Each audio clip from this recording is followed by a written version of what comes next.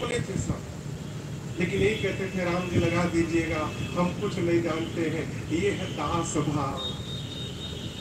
जीव जब दास भाव में प्रवेश कर जाए ना, तो कर्ता का बोध समाप्त हो जाता है। और जब तक कर्ता का बोध रहेगा कि हम वही कर रहे हैं, ये दासत्व आने नहीं देगा। शत्रुघ्न भैया का जीवन स्मरण करने से दास है, दास की अपनी कोई इच्छा नहीं होती। आप दर्शन पढ़िए मानस जी को, शत्रुघ्न जी ने कभी कुछ बोला ही नहीं, वो हमेशा एक ही भाव में रहते हैं। अरे राजी है हम उसी में जिसमें तेरी रजा है, राजी है हम उसी। सारे जहां के मालिक तेरा ही आसरा है,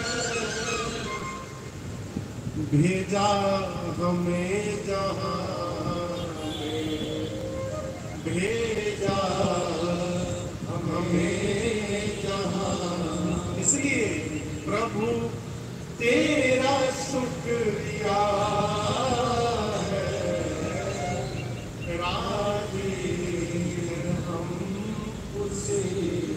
दास भाव है।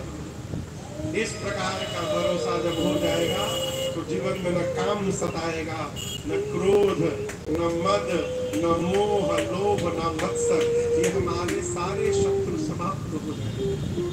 इसलिए गुरुदेव ने कहा, आपके सबसे छोटे कुमार, इनके नाम का जो स्मरण करेगा उसके सारे शत्रु समाप्त हो जाएंगे। अब सबसे अंत में मां सुमित्रा जी की गोद में लक्ष्मण भैया बैठे थे। गुरु जी ने कहा, आपके तीसरे पुत्र लक्षण धाम राम प्रिय, सकल जगत गुरु वशिष्ठ तेहि राखा, लक्ष्मण नाम उदार।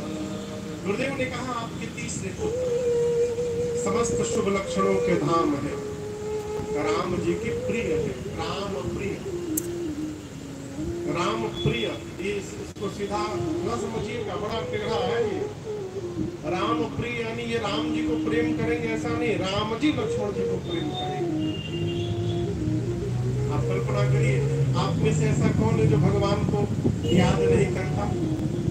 भगवान को कौन कौन याद करते हैं आप लोगों? नमन करते हैं। ये कोई बड़ी बात नहीं है। बड़ी बात तो वो है भाई बाप, यदि भगवान हमको याद करने लगे, ये हमारे जीवन की धन्यता हो जाएगी। और यही सब कुछ है। हम भगवान को प्रेम करें, बड़ी बात नहीं, भगवान हमको प्रेम करने लगे, ये बहुत बड़ी बात। और इसका प्रमाण देता हूं मैं आपको।